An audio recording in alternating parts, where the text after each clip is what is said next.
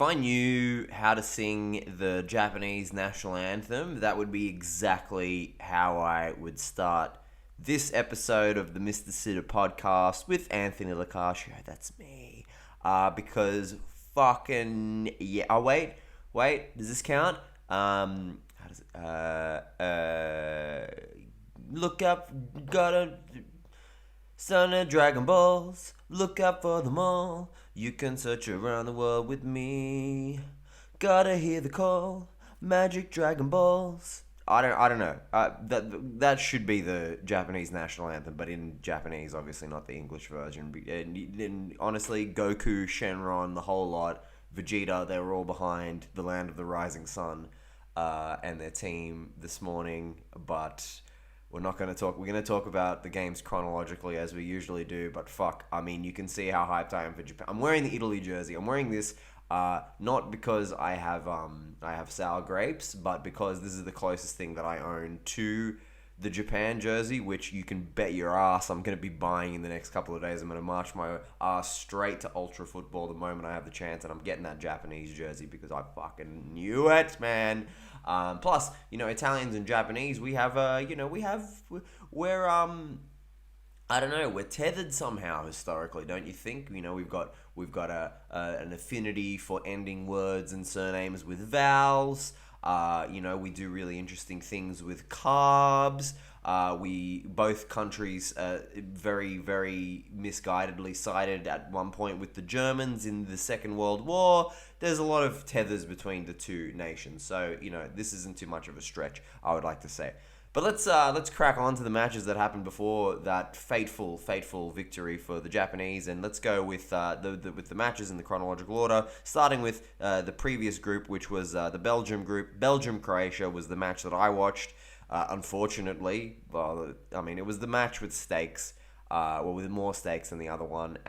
It was 0-0, and frankly, if you watched it, this match had 0-0 written all over it from the start. It was Old Folks Home number 1 versus Old Folks Home number 2, and the football in the match reflected it. There's been a lot of shit talk about Kevin De Bruyne in this World Cup. He was fine today, and he's been fine the whole World Cup. Like he's one of the best players in the world, and he shows it when he's on the ball. The problem is that when you've got Axel Witsel and Michy Batshuayi around you instead of Bernardo Silva and Erling Haaland, things aren't going to be as good. It's just as simple as that, and that's what he's had to deal with. He put a chance on a platter for Dries Mertens, who's like 138 years old, and Dries shot over the crossbar, which is a shame.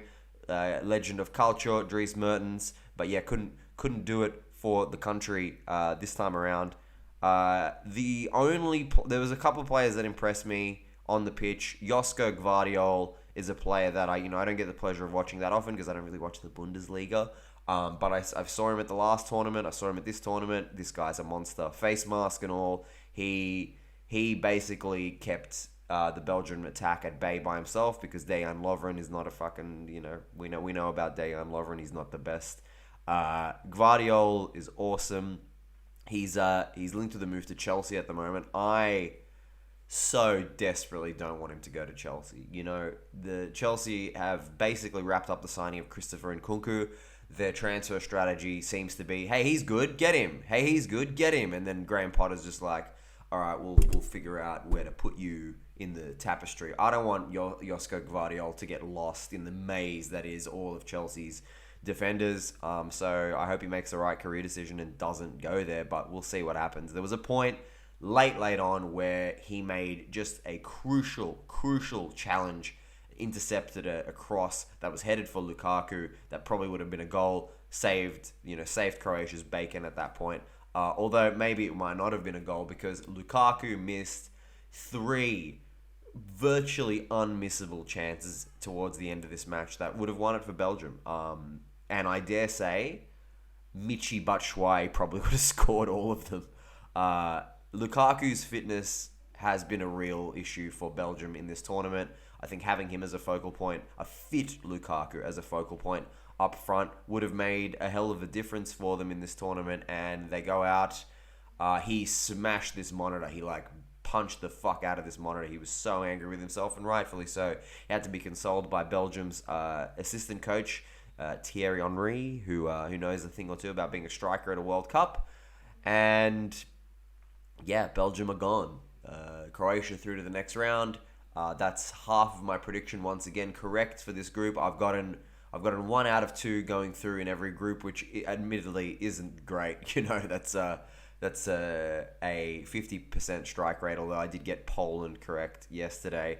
Croatia aren't going to be tough customers for, spoiler alert, Japan, who they're playing in the next round, but we'll get to that in a little bit. I want to talk about 2 things regarding Belgium. The first is Jeremy Doku. I don't watch Rennes, so I don't know. I don't see him in regular play.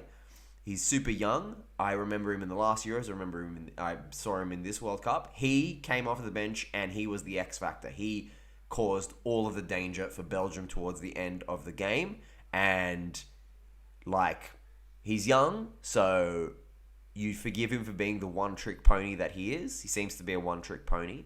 But that trick is amazing, man. He just puts on the nos. He goes turbo and he's running this way and then he just goes this way. He managed to beat the entire right side of Croatia's team at one point to set up a chance. He's one to watch. He's good fun. I like Jeremy Doku a lot. Looking forward to seeing what he produces. Now, I like I do every morning, I trawl through a little bit of Instagram to look for memes and just opinions on football that might give me an extra slant to talk about some shit on this podcast.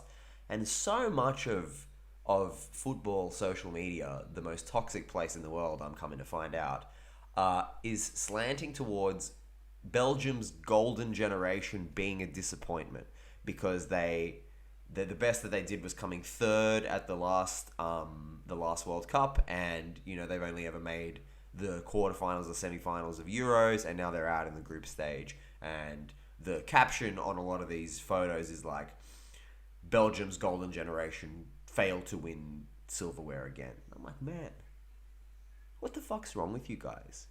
A country with the population of Belgium, with the footballing history and pedigree of Belgium, produced a team that rightfully came third at a World Cup. That's astonishing. You don't get Leicester City stories in the World Cup. You don't get Denmark's or Greece's winning the Euros in the World Cup. The World Cup has been won by a very, very select handful of nations that can all be classed as among the footballing elite of the world.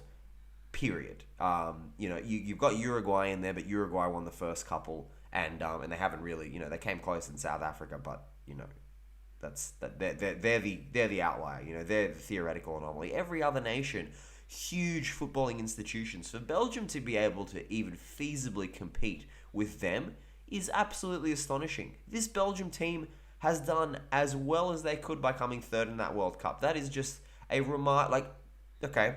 If Australia making it to the round of 16 in 2006 and in 2022 is cause for an entire nation to celebrate, which it fucking is, don't get me wrong again, you internet idiots, then of course Belgium coming third in the World Cup is huge.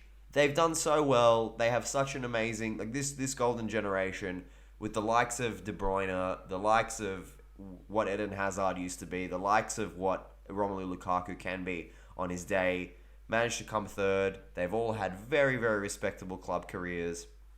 So be it, guys. That's the England golden generation, which frankly I don't think player for player was as good as this one. But in basically every position, they had wonderful, wonderful talent. They had generational talent, I will call them that, in the likes of Wayne Rooney, Steven Gerrard, Frank Lampard, Paul Scholes, probably Rio Ferdinand and John Terry as well, Ashley Cole. These guys are all remarkable players. But the golden generation didn't win anything, because that's how it works. I don't think there's been a golden generation of a footballing nation that's ever won anything, unless maybe you consider the Netherlands that won the Euro, but there have been equally as good Netherlands teams that haven't done anything either. So let's just relax on this whole golden generation bullshit, guys. Belgium deserve all the credit for how well they've done in recent times. Their team has been amazing, and it's probably time for a new cycle. And if they can build upon the talents of players like Jeremy Doku, not to mention the likes of Yuri Tielemans, they'll be okay. They'll be in with a chance of making it to the round of 16 in World Cups moving here on out. They didn't make the 2006 or the 2010 World Cups at all. Do you understand? Like, they were nothing, and they came from nothing to be third in the World Cup. Phenomenal. Put a little bit of respect on Belgium's name, guys, because they deserve it, even though they were abject failures in this World Cup. The other game in this group saw Morocco top the group with a 2-1 victory over Canada. I am thrilled about this because I said in my World Cup predictions that Morocco would be the most successful African nation in this World Cup. Thus far, given that they top their group, they are. I don't think Ghana can top the group tomorrow or Cameroon, so I'm right. I'm right about this one. I was right about Morocco, and it wasn't a hot take. They've got amazing players. They've got amazing pedigree. They've got a sect of really hardcore, kind of ethnically motivated fans there in Qatar, and they're really good. So they beat Canada 2-1. They were up 2-0. Canadian goalkeeper Milan Borjan made the worst goalkeeping mistake of the tournament, gifting Ziyech the opening goal, and it must have hurt so bad because he came out way too far and then tried to clear it, but it was basically a pass directly to Ziyech. And Ziyech didn't even strike the ball hard to score. He just basically went, oh, that's silly. Pass it in. And then for El Nassiri's goal, a couple of minutes later, the positioning of Borjan was just horrendous. Very, very bad. This guy he's 35 years old, and he plays for Red Star Belgrade. Obviously a Serbian migrant descendant. This guy... I had the Qatar keeper who played in the first game, who was swiftly replaced for the second two games, as a lock for my worst goalkeeper of the group stage. This performance by this guy has thrown it all out of whack. So we'll see what happens tomorrow in tomorrow's episode, where I will be going through my worst 11 and best 11 of the group stage. Look forward to that, guys. There was a late header which could have scared Morocco after Canada equalized. Canada could have equalized. It was a late header which hit the post, and but was never going to happen. All right, Canada, possibly the most overhyped team in this entire tournament. They topped their qualifying, but as we saw, Mexico not very good. USA took a while to get good, and you could see where the pieces of this jigsaw puzzle may not have gone well together in qualifying through injuries and other things like Weston McKennie breaking COVID protocol and getting kicked out of the team. Shit like that affected the team, and also Greg Berhalter not being a very good coach. You can see the path to Canada topping. They then put on a decent performance in a loss to a Belgium team that we've spoken about as not being very good, and all of a sudden they're like, oh, we're going to F Croatia. This Canada team are much better than everybody predicted. They're not. They're shit. They were the second team eliminated for a reason, and they deservedly lost here to Morocco.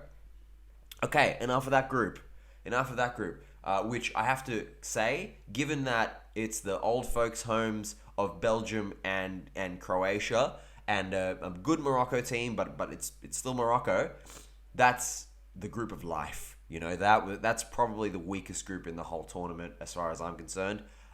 Group of life is done, and very interesting permutations have come out of that group, especially with regards to the next group. I have been looking forward to Japan-Spain on the fixture list since I looked up the fixture list a couple of weeks before the World Cup. Wednesday, the 16th of November 2022. That date was the date that I told you that Japan were going to beat Spain in the last game of the group stage to qualify for the round of 16. Now, I did say that Germany would beat them, and I did say that Costa Rica would lose to them, both of which obviously didn't come true. And when they beat Germany, I thought, oh, surely I'm not sure if they have it in them to beat Spain. And when they lost to Costa Rica, I also thought, surely they don't have it in them to beat Spain. And I said as much on previous episodes in the last few days. I expressed my doubts, but I stuck to my prediction, and I was fucking right. And I love this Japan team so much. I'm buying the jersey in the next couple of days, guys. You can't stop me. Alvaro Morata. I said if you let Alvaro Morata score against your team, you deserve to be eliminated. Unfortunately, that would mean that every single team in this group should be eliminated because Alvaro Morata somehow scored against all three of them. Credit to that guy. He's a two-time ex-Juventino. He's a lot better than people think. He's just not a clinical forward. But in this World Cup, he's proving that's wrong. He put Spain 1-0 up, and Japan really didn't look that good in the first half. But the basically what happened against Germany happened here. They've kept a couple of really, really good players on the bench. They unleashed them at halftime, and the other team gets shell-shocked. In this case, it was Tanaka started. Tanaka scored. It was Ritsu Doan, who has won my heart in this tournament, and Mitoma from Brighton, who won my heart before the tournament even started. And within 2 minutes, Japan turned it around. The first goal from Doan, Unai Simon should save every day of the week. If you are a nation like Spain's first choice keeper, you can't be making mistakes like that. And I think we would all be remiss to not say that David De Gea probably would have saved it, but he wasn't even in the top 6 goalkeepers on Luis Enrique's list. So, sure. And then the second goal was out. It was 100% out. The video replays showed that the ball crossed all of the line on the touch line, but because it wasn't in the goal, they don't have that kind of technology to determine that, so they're going off the camera, and for whatever reason, they didn't pick up on it. It was out, but I didn't give a fuck. Japan then defended for their lives. They replaced Kamada with Tomiyasu, and they just said, come at me, bro. Catenaccio, another thing that unites our two nations. Spain piled on the pressure, but they just couldn't break Japan down, and it was almost a carbon copy of the victory over Germany. Same stadium, same score, same sequence of goals, and they defended so well. Spain couldn't break them down, and it was really great to see because this Spain team's overrated, guys. I keep telling you, when they come up against the good defense, when they come up against an attack that can hurt them, they're soft and they're shit, and they couldn't break them down. And they're up against Morocco in the next round, and a lot of the commentators are saying, whoa, Spain lost on purpose so that they could have an easier route to the final because now they have to play Morocco, which is probably the easiest of the teams that came first to play against, which I don't disagree with. But don't sleep on Morocco, guys. I want Morocco to eliminate Spain so badly, and I think they're perfectly capable of doing it, especially on today's evidence, because you wouldn't say that Morocco are a worse team than Japan. So we'll see how we go. Germany are out. Amazing. I did predict that Spain would go out in the group stage, not Germany, but this is better for me. I just inherently hate Germany so much more than Spain. But everyone hates Germany. That's a hack take. I don't like both teams, and there was a point where Costa Rica actually were leading against Germany, where both Germany and Spain would have been eliminated if the scores remained the same. I got down on my knees and prayed. I would have been so fucking thrilled if Germany and Spain were eliminated and Japan and Costa Rica went through. Not the case, but I'll take Japan going through. I am so happy that they went through, and now we have cool games in the next round wherein I'm gonna say it now. I'm gonna do predictions tomorrow, or maybe I got to do them tomorrow because the games are the next day. There's no rest for the handsome in this World Cup. Morocco to beat Spain. Morocco to beat Spain. Japan to beat Croatia. Come at me. I'm doing underdog picks for fucking everything. And like I believe in these picks, you understand? I'm not going to pick Australia to beat Argentina. It's not underdog picks for the sake of underdog picks. But I believe in Morocco and I believe in Japan so much that we're going to do it. Okay. Real quick before we go. I put up another video yesterday about the Socceroos. And of course, TikTok just gobbled me alive. Because TikTok is dark and full of shadows and a horrible, horrible place to be.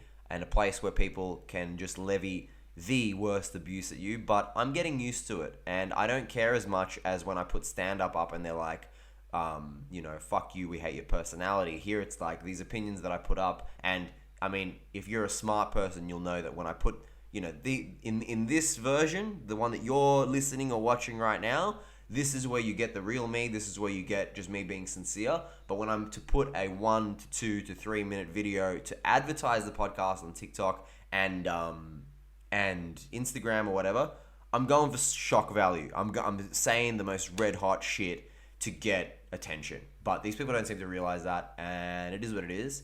I'm in love with the Socceroos story. I'm an Australian. I am so happy that they went through.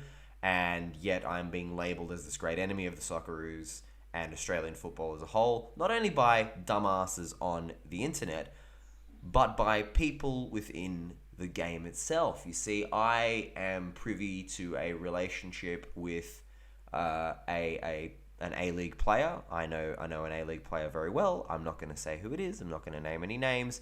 But this person has indicated to me that my first video, not the faux apology yesterday, which the best comment on TikTok was, because I say I owe an apology, and I'm like, to absolutely fucking no one. Somebody wrote, this wasn't any kind of apology at all, which killed me. That slayed me. That's going to be taking up real estate in my mind for a while. I was told by this player that my first video, my video from a week ago about the Socceroos' performance against France, did not go down very well among people in the game. So I take it that other players weren't very happy.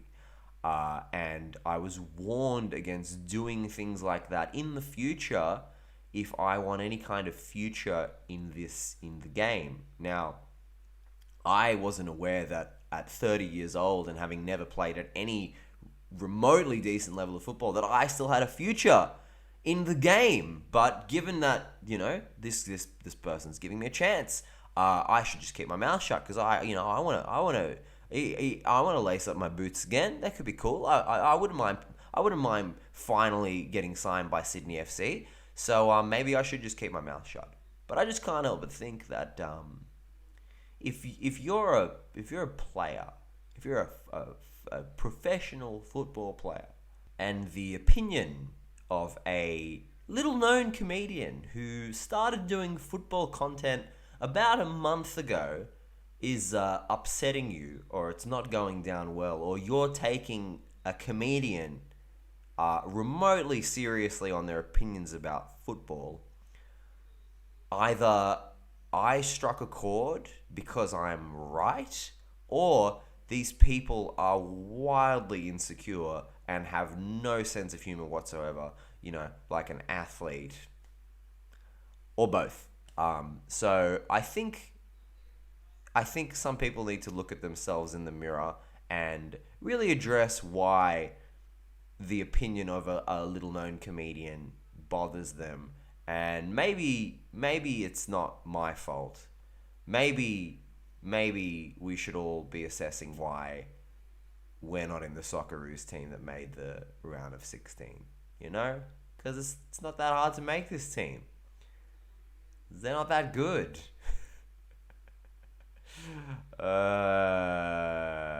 Man.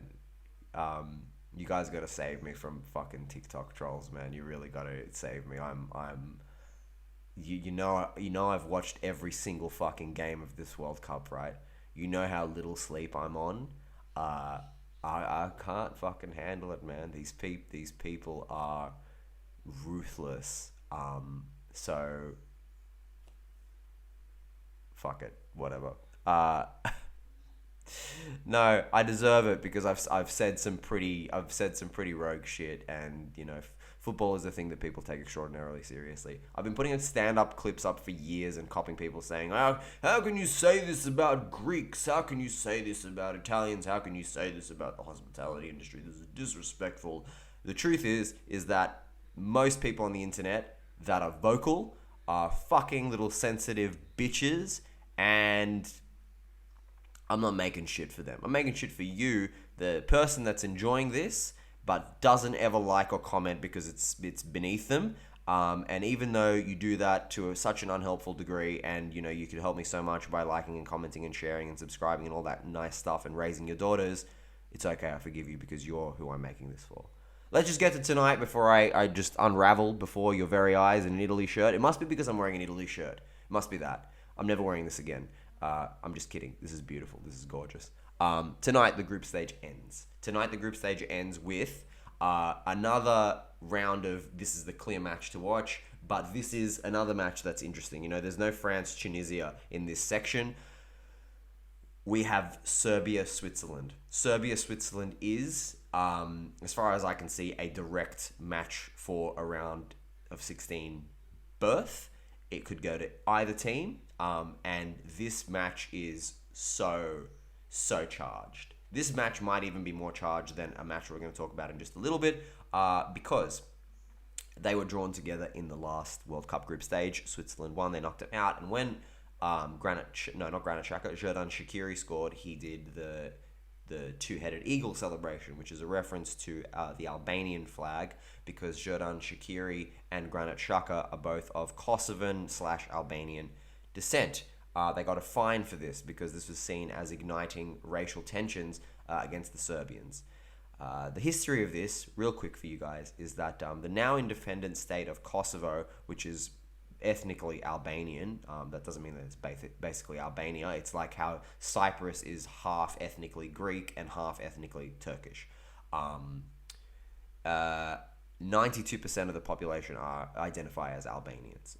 So this independent Kosovo was involved in the Yugoslavian wars. It was technically part of Yugoslavia, and it was the last state to gain independence from Yugoslavia. The Kosovan War in 1998 and 1999 was between Kosovo and Serbia, and because Serbia was like Kosovo was under Serbian occupation until then, this resulted in 12,000 lives of Kosovans being taken and displacing an estimated 1.5 million, some of which went to Switzerland and had children who went on to play for the Swiss national team. So this is a hyper ethnically charged match, not to mention the fact that it's basically sudden death. So super excited for it. I have been pushing for Serbia to do really well in this World Cup. I like their players. They pissed me the fuck off against Cameroon, and now they need to win here. And even though I love my Dusan Vlahovic, I love my Filip Kostic, I love what used to be Sergej Milinkovic-Savic, even though he's been terrible in this World Cup. But it's hard, given the history, to back Serbia here. But I just hate the football that Switzerland produce. So let's just, I think it's going to be 3-1 to Serbia. That's my prediction. And the other game in that group is, of course, Brazil-Cameroon. Technically, Cameroon can still qualify if they beat Brazil. They fucking won't. Brazil are going to gobble them alive, and that could be fun to watch because it's going to be a goal fest. I think Cameroon's defense is horrendous, and Brazil are ready to make another statement. They're going to maul them. And then final group sees Uruguay versus Ghana, the other charged game here, and Portugal versus South Korea, which, again, it's a carbon copy group to group, because Portugal already through. South Korea could technically still go through, but South Korea have been not great, and I can't see them beating Portugal. So the game I will be watching is, of course, Uruguay-Ghana. Now, if you're living under a rock, actually, I know that there are a few listeners who are not football historians because they speak to me regularly. So I'll give you the lowdown on Uruguay-Ghana. They played against each other in the quarterfinals of the 2010 World Cup in South Africa. Ghana had what is ostensibly a golden generation. They had players like Michael Essien, they had players like Asamoah Gyan, they had players like Suli Muntari. They had a wonderful team top to bottom, and it looked like they were going to be poised to be the first African nation ever to make the semi-finals against a very, very good Uruguay with a Diego Forlan who was playing out of his ball sack, and he won the player of the tournament in the end. Now, what happened was it was a draw up until extra time. And then on basically the 120th minute, the final minute of extra time, Uruguay, I think one of the defenders, I think it might have been Diego Godin, hit a header, and it looked like it was going in the top right-hand corner when Luisito himself, at the time Liverpool striker, Barcelona legend, and Uruguay all-time great, also a guy who likes to bite people, and general shithead all around, just punched the ball out of the way and got sent off for his troubles. After which Asamoah Gyan missed the penalty, and then Ghana lost on penalties in the penalty shootout to Uruguay, failing to become the first African nation in history to make the semi-finals of the World Cup. Something that Ghana have never forgiven Luis Suarez specifically about, but also the nation of Uruguay. This is a grudge match in pure football terms. I don't believe the two countries have had any other history. And Luis Suarez was interviewed by a Ghanaian reporter, and they basically said to him, you know, you're the devil in our country. And he said, I didn't miss the penalty. Legend, he's still in the team, and he's probably going to do nothing tonight. I really, really want Ghana to win, not just because of the history, but because there's nothing inspiring about this Uruguay team, and I've fallen in love with Mohamed Kudus, who was linked with the Juve move before the World Cup, and apparently Ajax would have been willing to let him go for about 20 million euros, which would have been a fucking bargain because this guy's great. He will not be going for that kind of money now, and he will not be going to Juventus, who are crumbling at the seams. It looks like Liverpool might be a nice landing spot for him. He's a monster, and I'm looking forward to seeing what damage he does against Ghana, against Uruguay, for Ghana, that is. So I'm going to say 1-0. 1-0 to Ghana in what's going to be a cracker match. Big games tonight, guys. The group stage ends, which for my sleep cycle will be... Actually, it's not really going to affect anything because there's still going to be 2 games a night moving forward. So, who cares? Tomorrow, big episode, because not only am I going to review the games that happened last night, I'm going to do them quite shortly because I need to do my team of the group stage and my worst team of the group stage, and then we're going to preview the first couple of round of 16 games. So, I leave you with this. Like, subscribe, do all that stuff.